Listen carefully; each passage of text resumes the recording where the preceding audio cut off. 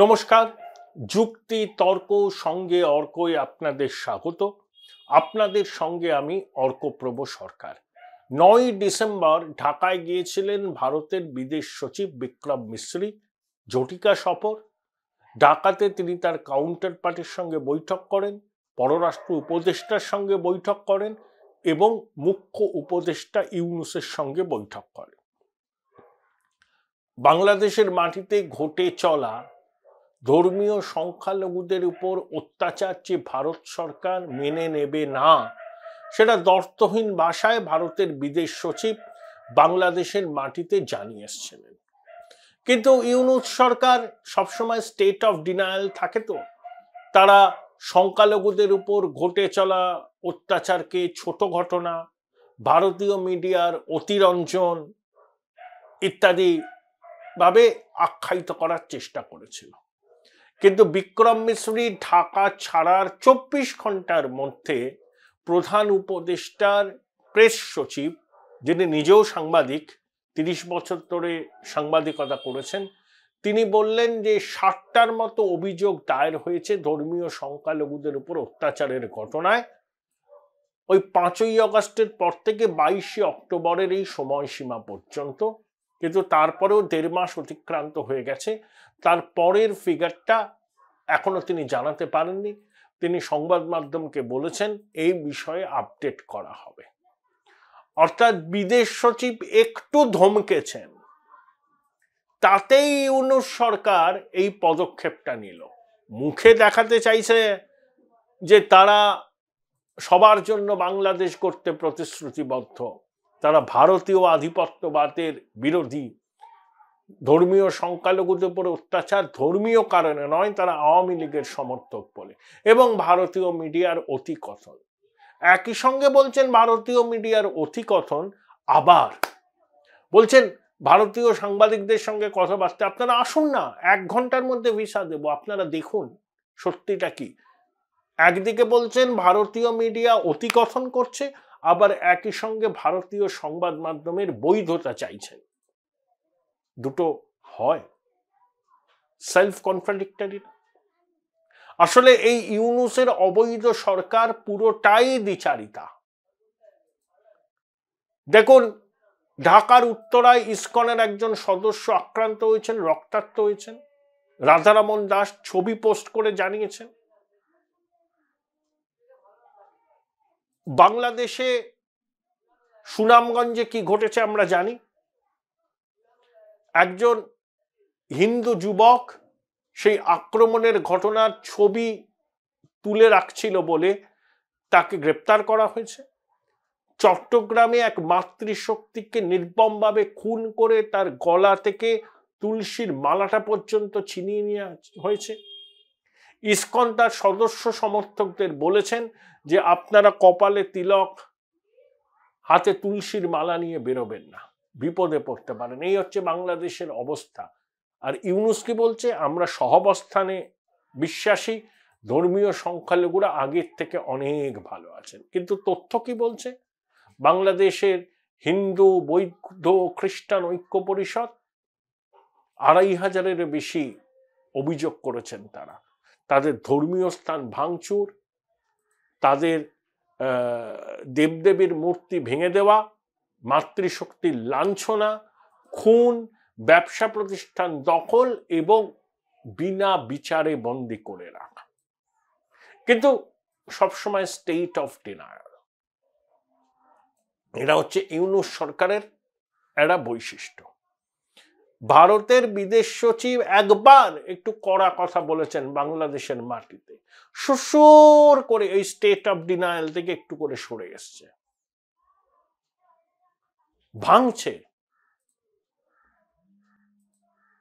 মচকাচ্ছে, কিন্তু স্বীকার করার সৎ সাহসটুকু নেই। এটাই হচ্ছে বর্তমান ইউনূস প্রশাসনের অবস্থা। পুরোপুরি সেলফ কন্ট্রাডিক্টরি। তারপরে দেখুন, জয় বাংলা যেটা ওদের জাতীয় স্লোগান ছিল, 2020 সালে হাইকোর্ট সেটাকে মান্যতা দিয়েছিল। সেই জয় বাংলা স্লোগান আর জাতীয় স্লোগান নয়, এই নিয়ে সুপ্রিম কোর্টে ইউনূস সরকার সওয়াল করেছিল। অন্তর্বর্তী স্থগিতাদেশ দিয়েছেন সুপ্রিম কোর্টের 4 বিচারপতির বেঞ্চ। অর্থাৎ জয় বাংলা জাতীয় স্লোগান নয়। বুঝতে পারছেন এদের রাগটা কোথায়? মুক্তিযুদ্ধ, আওয়ামী লীগ, শেখ মুজিব, এইসব বিষয়গুলো শুনলেই অন্তর্বর্তী সরকার, তাদের পৃষ্ঠপোষক হেফাজত, হিজবুত, জামাত তেলে বেগুনে জ্বলে ওঠে। আমি প্রথম থেকে একটা জিনিস বলছি যে এই সরকারের সমর্থক যারা, তারা মুক্তিযুদ্ধে পরাজিত শক্তি। এরা মুক্তিযুদ্ধে পরাজিত শক্তি। এরা বাঙালি জাতীয়তাবাদ, বাংলাদেশি জাতীয়তাবাদকে মানতে পারে না।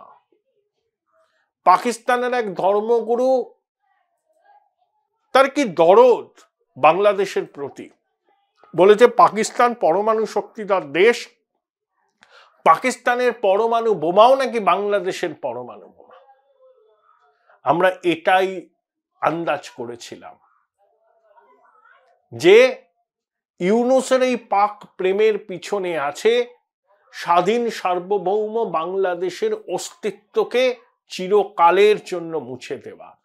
তার বদলে বাংলাদেশের নাম পরিবর্তন করে হবে, লিখে রাখুন, Islamic Republic of east Pakistan. Join Indian Institute of Hotel Management now. Right choice, right decision. একদিন না একদিন এই নাম পরিবর্তন হবে, যদি না বাংলাদেশের মানুষ এই অবৈধ অসাংবিধানিক স্বৈরাচারী ইউনূস সরকারকে ঘাড় ধাক্কা দিয়ে তাদের দেশ থেকে না তাড়ায়। এখন এই যে বৈষম্য বিরোধী ছাত্র জনতা, এই যে ছাত্র নেতাগুলো মস্তিষ্কে ঘৃণা গিজগিজ করছে, তারা এখন সভা সমিতি ডাকলে সেভাবে লোক হয় না। কারণ মানুষের মোহভঙ্গ হয়েছে। মানুষ তো বুঝতে পেরেছে যে তাদেরকে যে স্বপ্ন দেখানো হয়েছিল সেই স্বপ্ন এরা কোনোদিন পূরণ করতে পারবে না। এরা বাংলাদেশের চরিত্রের মৌলিক পরিবর্তন করতে চায়। বাংলাদেশে যে ধর্মনিরপেক্ষতার একটা আদর্শ অনেকের মধ্যে ছিল, সেটার মূলে কুঠারাঘাত করতে চায়। বাংলাদেশের শরিয়া প্রবর্তন করতে চায়, ধর্মীয় সংখ্যালঘুদের এথনিক ক্লিনজিং করতে চায়, মহিলাদের উপর বিধিনিষেধ আরোপ করতে চায়। একটা ছবি আপনাদের আমি দেখাবো, সম্ভবত ঢাকার রাজপথে, বাংলাদেশ থেকে আমার এক বন্ধু পাঠিয়েছেন। আইসিসের পতাকা নিয়ে বীর দর্পে ঘুরে বেড়াচ্ছে এক যুবক, সে স্কেটিং করছে ঢাকার রাস্তায়। দেখাবো আপনার ছবিটা, দেখুন আপনারা কোথায় যাচ্ছে বাংলাদেশ। শরিয়া প্রবর্তন হবে, আফগানিস্তান করব, আমরা সবাই তালিবান, বাংলা হবে আফগানিস্তান। তা সেই পাক প্রেম তো হবেই। সরাসরি বিমান, চট্টগ্রামে পাক জাহাজ 53 বছর পর, সেই কন্টেনারে কি আছে আমরা জানি না, কন্ট্রাব্যান্ড বা নিষিদ্ধ মাদক, সহজ শর্তে ভিসা, মানে ভিসা অন অ্যারাইভাল, কোনো ক্রেডেনশিয়াল পাক নাগরিকদের চেক করা হবে না। পাকিস্তান হাই কমিশন বাংলাদেশে অত্যন্ত সক্রিয়, পাকিস্তানের ট্যুরিজম ডেস্টিনেশন কি আছে সে সম্পর্কে প্রচার হচ্ছে। পাকিস্তানের বিশ্ববিদ্যালয়ে বাংলাদেশের ছাত্রছাত্রীরা পড়তে চাইলে খুব ভালো স্কলারশিপ দেওয়া হবে। আরে মাখো মাখো ব্যাপার। কিন্তু একটা জিনিস এই জঙ্গি ইউনূসের দলবল ভুলে যাচ্ছে, যে পাকিস্তান নিজের মানচিত্র ঠিক রাখতে পারবে, তারপর তো বাংলাদেশকে মদত দেবে। 71-এ তো মানচিত্র বদল হয়ে গেছিল। কোনো একদিন পাকিস্তান দেখবে যে পাক অধিকৃত কাশ্মীর, তারা যেটা দখল করে আছে বেআইনিভাবে, সেখানকার মানুষ ভারতে মিশে যাচ্ছে, বালুচিস্তান আলাদা হয়ে যাচ্ছে, খাইবার পাখতুনখোয়ায় এমন সেক্টরিয়ান ভায়োলেন্স যা ইসলামাবাদে ক্ষমতাসীন শাসকদের ঘুম কেড়ে নিচ্ছে। তারা আবার নাকি বাংলাদেশকে মদত দেবে নতুন মিত্র। এবং ইউনূস সরকার ভারত বিরোধিতার সুরটাকে তুলে পাকিস্তানের সঙ্গে মাখামাখি করতে চাইছে, পাকিস্তানকে এই বার্তা দিচ্ছে আমরা তোমাদের বন্ধু। ভারতের সঙ্গে আওয়ামী লীগ বা শেখ হাসিনার যে সম্পর্ক করেছিলেন, যেটা সর্বকালীন উচ্চতায় গেছিল, আমরা সেটাকে সর্বকালীন তলানিতে এনে নামিয়েছি। আইএসআই এর কর্তাদেরও ইউনুসের লোকজন বলেছে চিন্তা করবেন না, বাংলাদেশের মাটিতে এখন আপনারা অবাধে বিচরণ করবেন, বাংলাদেশের মাটি থেকে ভারত বিরোধী ষড়যন্ত্র করবেন। আমরা তো 174 জন জঙ্গিকে ছেড়েই দিয়েছি। সম্প্রতি দেখা গেছে জাকিউর রহমান লাখভি তিনি একটা জিম করছেন, মুম্বাই হামলার মাস্টার মাইন্ড। পাকিস্তান বলে সে নাকি তাদের দেশে নেই, সে আইএসআই এর গোপন ডেরায় আছে, মাঝে মধ্যে বেরিয়ে আসেন। তাহলে এই আনসারুল্লাহ বাংলার প্রধানকে যেমন ইউনুস বার করে দিয়েছে, ওদিকে তাদের নতুন মিত্র জাকিউর রহমান লাখভি সেও ঘুরে বেড়াচ্ছে। হাফিজ সৈয়দ কোথায় আছে কেউ জানে না। তাহলে জঙ্গি পাকিস্তান তার নতুন মিত্র জঙ্গি বাংলাদেশের সঙ্গে একজোট হয়েছে। তাহলে এবার বাংলাদেশকে একটু টাইট দেওয়ার প্রয়োজন কি নেই আমাদের? অনেক আবেগ টাবেগ হয়েছে, ওপার বাংলা, দুই বাংলা। আমার ঘরের পাশে যদি জঙ্গি জিহাদিদের বারবারন্ত হয়, যদি আমার বাংলা, আসাম, মেঘালয়, ভারতকে রক্তাক্ত করার চক্রান্তের বীজ বোনা হয় বাংলাদেশের মাটি থেকে পাকিস্তানের মদতে, তখন আমরা কি করব? শান্তির ললিত বাণী শোনাবো, নাকি ঘরে ঢুকে জঙ্গি মেরে আসব? যেভাবে পাকিস্তানের সঙ্গে ইউনুসের সরকার মাখামাখি করছে, বাংলাদেশ জুড়ে আইএসআই এর অপারেটিভসরা সক্রিয় তো আছেই, আরো সক্রিয় হবে। এবং ভারতে নাশকতার ছক তারা যে করবে চোখ বন্ধ করে বলে দেওয়া যায়।